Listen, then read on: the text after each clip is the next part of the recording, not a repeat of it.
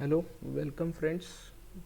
या आजच्या आपण व्हिडिओमध्ये how to write judgment, particularly आपण क्रिमिनल जजमेंट कसं लिहावं या बाबतीत पाहणार आहोत. तर फर्स्ट अँड फॉरमोस्ट तर आपल्याला काय काय गोष्टी लक्षात ठेवायला पाहिजे. एखादं जजमेंट लिहिताना आपल्याला कायद्याचे सगळे प्रोव्हिजन्स माहीत असणं गरजेचं आहे, पण त्यातही सर्वात अतिमहत्त्वाचे कोणते कोणते सेक्शन्स आहेत ते आपल्याला लक्षात घ्यायचं आहे. आजच्या आपण या व्हिडिओमध्ये कोणतेही सेक्शन वगैरे पाहणार नाहीत, तर फॉर्मॅट कसा आहे, काय काय गोष्टी लिहायला पाहिजेत, एक्झाम पॉईंट ऑफ व्ह्यूने आपण ह्या व्हिडिओमध्ये पाहणार आहोत. तर सिव्हिलचं जजमेंट लिहिताना सिव्हिलमध्ये काय असतं, एखादी फॅक्ट असते किंवा मटेरियल फॅक्ट असते, त्याच्यामध्ये एक party affirm bye one party and denied bye one party. म्हणजे काय, फॉर एक्झाम्पल एखादा प्लेंटिफ आहे, त्यांनी ॲसर्ट करणार की ही फॅक्ट माझ्या फेवरमध्ये आहे. डिफेंडंट काय म्हणणार की ही फॅक्ट खोटी आहे, डिनाईड करणार. That means assertion by one party and denied by another party. याच पॉईंट ऑफला काय म्हणणार आपण की ते डिस्प्यूट आहे, म्हणजे कोर्ट काय करेल, डिस्प्यूट आहे त्यावरती इश्यू काढणार. ओके, मग क्रिमिनलमध्ये इश्यूज काढत नाहीत तर पॉईंट्स फॉर डिटर्मिनेशन काढतात. म्हणजे काय की तिथं चार्ज फ्रेम केले जातात किंवा हेड ऑफ चार्ज. आपण चार्जची डेफिनेशन CRPCमध्ये पाहिली आहे की चार्जची डेफिनेशन म्हणजे काय, एखादं एक ॲलिगेशन केलं जातं. ओके, तर पुढं काय की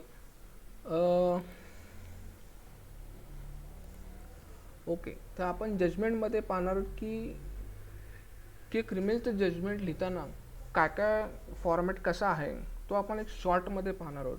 सर्वात पहिली गोष्ट म्हणजे की तुम्ही जजमेंट लिहिताना जजमेंटची स्पेलिंग काय ती बघून घ्या. आपण जी नॉर्मल लिहितो JUDGE लिहितो इथं मध्ये, ह्याच्यामध्ये EMNT, तो जजमेंटची स्पेलिंग तुम्ही करेक्ट लिहायला पाहिजे, ती कॅपिटलमध्ये लिहायला पाहिजे. तर हे received on, register on, decided on, duration on आणि एक्झिबिट नंबर. तर हे रिसिव्ड ऑन हे तुम्हाला इंटरव्ह्यूमध्ये विचारलं जातं. रजिस्टर्ड ऑन म्हणजे काय हे तुम्हाला इंटरव्ह्यूमध्ये विचारलं जातं. भले तुम्ही मेन्समध्ये हे प्रॉपर फॉर्मॅटमध्ये लिहिता, तुम्हाला ह्याच्यामध्ये 20 पैकी मे बी तुम्हाला 14 मिळतील, 12 मिळतील, पण इंटरव्ह्यूमध्ये हा प्रश्न विचारला जातो की रिसिव्ड ऑन म्हणजे काय, जे तुम्हाला सांगता यायला पाहिजे. म्हणजे तुम्ही जे पेपरमध्ये आन्सर्स लिहिता ते कोणत्या बेसिसवर लिहिता, त्याची माहिती तुम्हाला आहे का जस्ट तुम्हाला ते एखाद्या गोष्टीमध्ये सांगितलं म्हणून ते तुम्ही लिहिलं आहे, असं नाही करा पाहिजे. तर तुम्ही ह्याच्या मागचं थोडंसं इन्फॉर्मेशन लक्षात घ्यायला पाहिजे, हे आपल्याला इंटरव्ह्यूमध्ये विचारतात.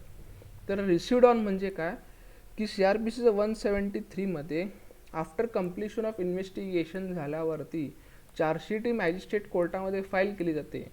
ज्या दिवशी फाईल केली जाईल त्याला काय म्हणायचं, ती डेट रिसिव्ड ऑन, त्या दिवशी चार्जशीट रिसिव्ड झाली. मग आता रजिस्टर्ड ऑन म्हणजे काय की 190 आणि 204 ही फर्स्ट ऑर्डर म्हणजे काय की समन्स पाठवलं होतं किंवा वॉरंट पाठवलं होतं अकॉर्डिंग टू दॅट केस. म्हणजे 2 वर्षापेक्षा जास्त शिक्षा वगैरे असेल तर वॉरंट वगैरे. तर first order is pass on charge sheet by JMFC for issue of process, म्हणजे समन्स किंवा वॉरंट. आफ्टर टेकिंग कॉग्निजन्स 190मध्ये तुम्हाला माहिती आहे 3 प्रकारे कोर्ट काय करते, कॉग्निजन्स घेतं. एक आहे पोलीस रिपोर्ट, एक आहे कंप्लेंट आणि एक आहे सुमोटो. तर डायरेक्शन गिवन फॉर रजिस्ट्रेशन केस म्हणजे RCC रेग्युलर क्रिमिनल केस नंबर पडतो, RCC SCC म्हणजे समरी सूटनुसार नंबर पडला जातो. ओके,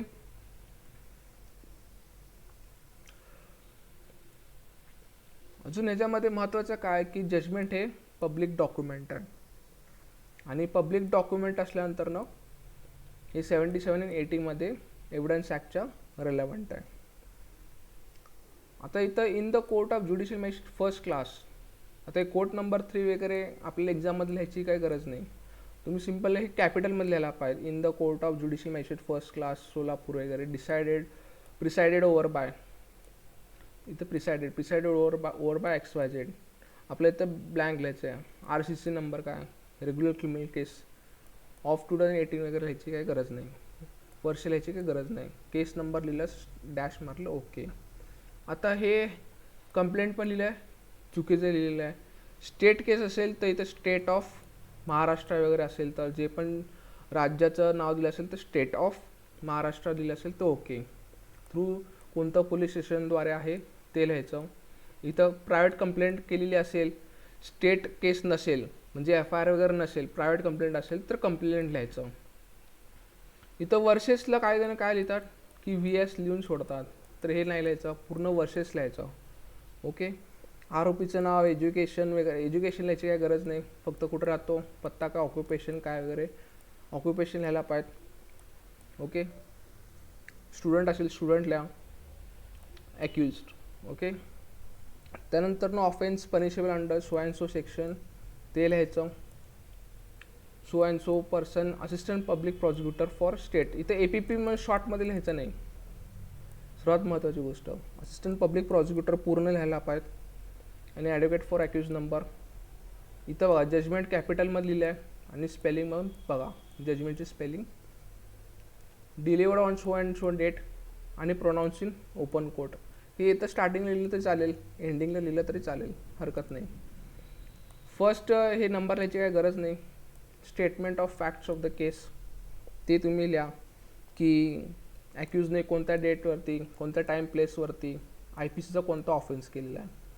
आता इथं आपण लिहिलं आहे offence punishable under section so and so of IPC. मग प्रॉसिक्युशन एकदम केस शॉर्टमध्ये लिहा, 7 ते 8 10 ओळीमध्ये लिहिण्याचा प्रयत्न करा, म्हणजे तुमचा टाईम सेव्ह होईल. शॉर्ट्समध्ये लिहायचं. मग आता कलेक्शन ऑफ एव्हिडन्स, पोलीस हे सगळे एव्हिडन्स गोळा करतात. मग काय काय तुम्ही डॉक्युमेंट्स रेफर करायला पाहिजे ते लिहा. जास्त डॉक्युमेंट लिहू नका, जास्त डॉक्युमेंट लिहि तेवढे तुम्हाला डिस्कशन पुढं करावं लागेल. सोप्यातलं सोपं एक स्पॉट नावा लिहा, डिस्कवरी लिहा, नंतरनं स्टेटमेंट 161 जे घेतले असेल ते लिहा, सर्च अँड सीजर असेल, प्रॉपर्टी प्लेस असेल ते लिहा. टेस्ट आयडेंटिफिकेशन वगैरे लिहायला जाऊ नका. मेडिकल एक्झामिनेशन केलं असेल, जर त्याला इजा वगैरे झाली असेल आरोपीची, विक्टीमची, ते लिहा. ओके. 313चं आम्ही स्टेटमेंट रेकॉर्ड केलं वगैरे ते लिहा. आणि कोणते कोणते डॉक्युमेंट्स प्रॉसिक्युशनने सप्लाय केले ते लिहा. आणि ॲडमिटेड डॉक्युमेंट कोणते आहेत ते सुद्धा लिहा, किंवा ॲडमिट केलेले नाहीत.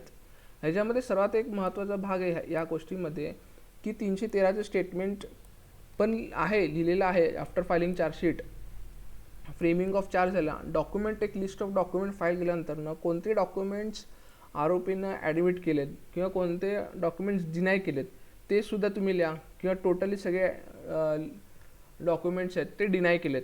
जर डॉक्युमेंट ॲडमिट केलं असेल तर ते प्रिझ्युम केलं जाईल की इट इज ॲडमिटेड डॉक्युमेंट. आणि आपण एव्हिडन्स ॲक्टमध्ये काय होईल, admitted documents need not be prove. Okay. त्यानंतर पॉईंट्स फॉर डिटर्मिनेशन लिहा. फाइंडिंग येस नोमध्ये लिहू नका, अफर्मेटिव्हमध्ये लिहा, किंवा निगेटिव्ह असेल तर निगेटिव्हमध्ये लिहा. आणि ॲज पर फायनल ऑर्डर असं लिहून फक्त सोडून देऊ नका. इथे ॲक्विटल किंवा कन्व्हिक्शन लिहा, म्हणजे जजमेंट वाचणाऱ्यांना सोप्यातलं सोपं समजून जाईल की हे ॲक्विटलचं जजमेंट आहे का कन्व्हिक्शनचं जजमेंट आहे. नाहीतर एक्झामिनरला काय करावं लागेल की लास्टला खाली जावं लागेल आणि वाचावं लागेल की whether judgment is acquittal or conviction. So इथे वॉट ऑर्डरमध्ये तुम्ही स्पष्टपणे लिहायला पाहिजे की हे ॲक्विटलचं आहे का कन्व्हिक्शनचं आहे. रिझन्स द्यायला पाहिजेत.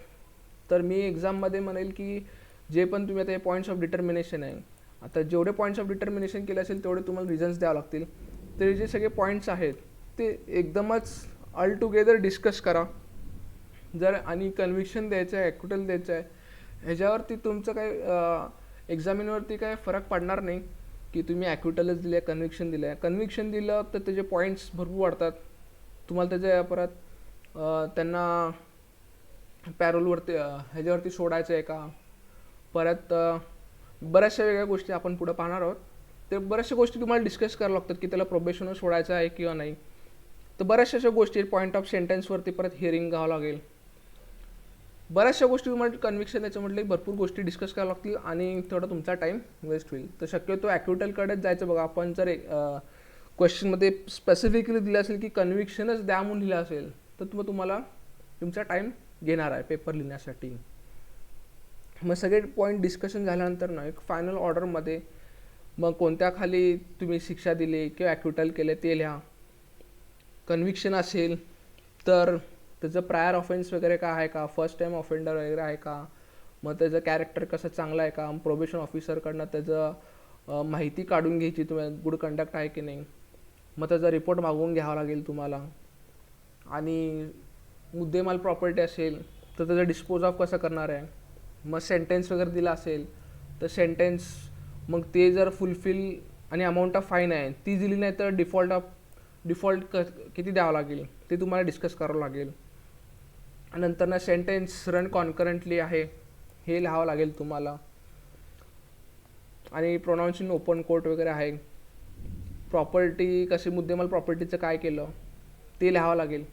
तुम्ही बेसिकली एक चार्ट तयार करून ठेवा एक्झामच्या अगोदर, की ॲक्युटल केल्यानंतर ना काय काय पॉईंट लिहायचे आहेत, कन्व्हिक्शन दिल्यानंतर काय काय पॉईंट लिहायचे आहेत. तर सर्वात फर्स्ट पॉईंट ह्याच्यामध्ये की जजमेंटची कॉपी फ्री दिली जाणार का ॲक्युटलमध्ये, तर नाही. कन्व्हिक्शनमध्ये फ्री ऑफ कॉपी दिली जाईल. मुद्देमाल प्रॉपर्टी ह्याच्यामध्ये पण डिस्कस करायचं आहे ॲक्युटलमध्ये. ओके, कन्व्हिक्शनमध्ये सुद्धा तुम्हाला मुद्देमाल प्रॉपर्टीचं डिस्कशन करायचं आहे. 437A बेलचं काय करायचं आहे ते पण लिहावं लागेल. बेल बॉन्ड्स असतील ते कॅन्सल होतील का सस्पेंड होतील ते लिहावं लागेल. परत ह्याच्यामध्ये प्रोबेशनचा संबंध आहे का तर नाही, ह्याच्यामध्ये प्रोबेशनचं तुम्हाला लिहावं लागेल. अशा बऱ्याचशा गोष्टी आहेत ते तुम्हाला हे असं तुम्ही डिफाईन करून ठेवला पाहिजे की ॲक्युटल जर आपण करणार तर काय पॉईंट्स लिहायला पाहिजेत, आणि कन्व्हिक्शन देणं असेल तर काय पॉईंट्स लिहायला पाहिजेत. आणि place, so and so, date, sign, इथं हे लिहायची काय गरज नाही. नुसतं ज्युडिशियल मॅजिस्ट्रेट फर्स्ट क्लास लिहा. SD तुमचं सिम्पल असायला पाहिजे, SD. ओके. आणि इथं महत्त्वाचं राहिलं की एक्झिबिटमध्ये तुम्ही नंबर लिहून ठेवा कोणता असा एका, पण तुमचं 10 आकडी मोबाईल नंबर लिहून ठेवू नका, म्हणजे होणं काय तुमचं पेपरमध्ये ऑब्जेक्शन येऊ नये. ब्लँक ठेवलं तरी चालेल, शक्यतो ब्लँकच ठेवा, माझं सजेशन आहे. आणि जजमेंट रायटिंग लिहिताना सेक्शन्स तुम्हाला माहीत पाहिजे की कोणत्या खाली तुम्ही ॲक्युटल करणार आहे, कोणत्या खाली कन्व्हिक्शन देणार आहात. आणि शिक्षा द्यायची असेल तर तुम्हाला एक्झॅक्ट पनिशमेंट लक्षात असणं पण गरजेचं आहे. त्यासाठी माझं सजेशन आहे की ॲक्युटलकडेच जावं, कारण की तुम्हाला सगळ्याचे सेंटेन्स किती पनिशमेंट आहे ते तुम्ही लिहिताना तुमच्यातून चूक होऊ नये, मिस्टेक होऊ नये तुमच्याकडनं. ओके, ते सिम्पलचं क्रिमिनलचं जजमेंट आहे. हे रिसिव्ड ऑन अनरजिस्टर्ड ऑन लक्षात राहू द्या. तुम्हाला ओरल वायवाला विचारलं जातं. इथं कंप्लेंट आहे, जर प्रायव्हेट कंप्लेंट असेल तर कंप्लेंट लिहायचं आहे, स्टेट असेल तर स्टेट लिहायचं. आणि जजमेंटची स्पेलिंग लक्षात असू द्या. शॉर्ट्समध्ये लिहिण्याचा प्रयत्न करा. डॉक्युमेंट्स जेवढे होतील तेवढे कमी डिस्कस करण्याचा प्रयत्न करा. आणि इशू 1-2च करा, किंवा जर जास्त इशू काढले की पॉईंट्स काढले तर ते ऑल टुगेदर डिस्कस करा. तर क्रिमिनलचं जजमेंट लिहिणं थोडंसं मी म्हणेल सोपं आहे, एक्झाम पॉईंट ऑफ व्ह्यू लिहिताना सोपं आहे. आणि जर शिक्षा दिली असेल तर प्रॉसिक्युशनचं पण म्हणणं ऐकून घ्यावं लागेल. Hearing on point of sentence ॲक्युजला पण ऐकून घ्यावं लागेल. तर कन्व्हिक्शनचं जे आहे थोडंसं जजमेंट आहे ते थोडंसं लेंदी होतं आहे. त्यासाठी सजेशन आहे की ॲक्युटलचं जजमेंट लिहायला प्रेफर करा, कारण की आपल्याला एसेसुद्धा लिहायचं आहे, बाकीचा पेपरसुद्धा कंप्लीट करायचा आहे. हे एक्झाम पॉईंट ऑफ व्ह्यूने मी सांगण्याचा प्रयत्न केलेला आहे. ॲक्युटलचं असेल तर काय काय लिहायला पाहिजे, जर सांगितलं बेल बॉन्ड्स असेल कॅन्सल होतील, श्युरिटी डिस्चार्ज होतील. 437A बेल बॉन्ड्स 6 मंथ असेल. आणि मुद्देमाल प्रॉपर्टीचं तुम्हाला डिस्ट्रॉय केली असेल किंवा कलेक्टर ऑफिसकडं पाठवून दिलं जाईल डिस्पोजलसाठी, ते अकॉर्डिंग टू लॉ योग्य ते डिसिजन घेतील. इथं free of cost of judgment मिळत नाही आरोपीला, प्रोनाऊन्स इन ओपन कोर्ट वगैरे. तर या सगळ्या गोष्टी लिहायला पाहिजेत एक्झाममध्ये. ओके, धन्यवाद.